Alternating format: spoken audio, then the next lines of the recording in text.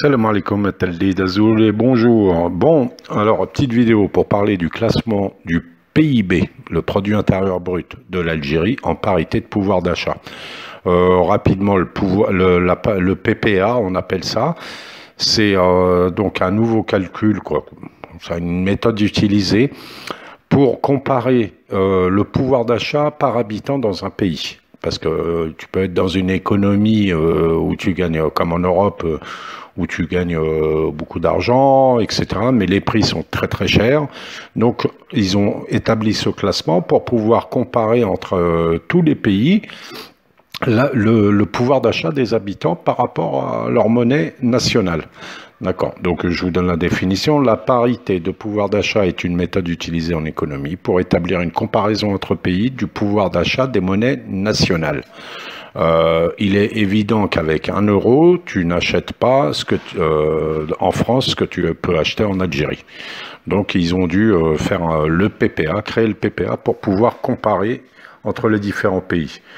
Bon, on rentre pas dans les détails, mais c'est la nouvelle, c'est la méthode la plus réelle, la plus juste par rapport au PIB d'un pays, pour comparer la richesse des habitants, finalement.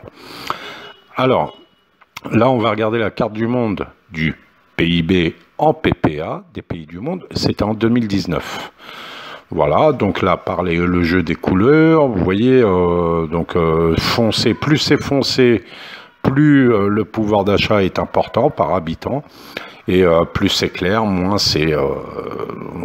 le pouvoir d'achat par habitant est fort. Alors l'Algérie dans tout ça, on voit qu'elle est quand même dans un vert un petit peu légèrement foncé, c'est un classement intermédiaire. Elle est mieux classée bien sûr que ses voisins.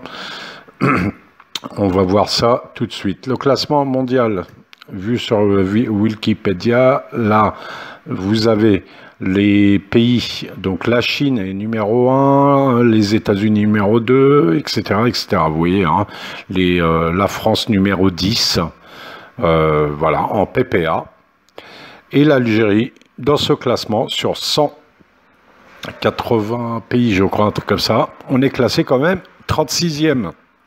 36e mondial d'après le FMI, d'après un autre classement, 37e mondial. Ça, c'était en 2017-2018. Hein. Là, il y a une petite projection pour 2030. 2030, ça sera la Chine qui sera toujours numéro 1, les États-Unis numéro 2, l'Inde, etc. La Russie numéro 7. Mondial, et l'Algérie va se classer, d'après les projections, à la 20e place mondiale. Vous voyez, donc on n'est pas... les perspectives sont bonnes. On n'est pas un pays où on vit le moins bien au niveau pouvoir d'achat. J'ai pas dit que c'est tout le monde hein, dans le pays, bien sûr, il y a des différences, etc. Mais notamment, j'ai vu aussi un autre classement où on est le pays le plus égalitaire, c'est-à-dire entre la différence entre les très très riches et les pauvres. On est parmi les meilleurs pays du monde au niveau égalitaire. Ça aussi, nous, l'évolution du pouvoir d'achat des habitants évolue de façon assez homogène. Là, je dis pas que tout va bien, hein, mais c'est juste pour se rendre compte quand même qu'on n'est pas dans un pays parmi les derniers au niveau économique, etc. et au niveau de la qualité de vie qu'on peut avoir ici. Les gens ici se rendent compte que, comme d'habitude, je voyage énormément en Algérie, donc je parle à tout le monde dans tous les coins. Les Algériens et Algériennes se rendent compte quand même que on n'est pas dans le pire des pays du monde. Plus ça va, plus ils s'en rendent compte. Surtout avec la crise qu'il y a actuellement au niveau énergétique, qui pèse énormément dans le pouvoir d'achat des Européens notamment. Je vous laisse juste, l'autre fois j'ai mis le plein, vous allez voir ça. Allez, Maslama, à bientôt. 1200 dinars le plein, et je peux faire combien de kilomètres? 1289 pour un plein à 6 euros.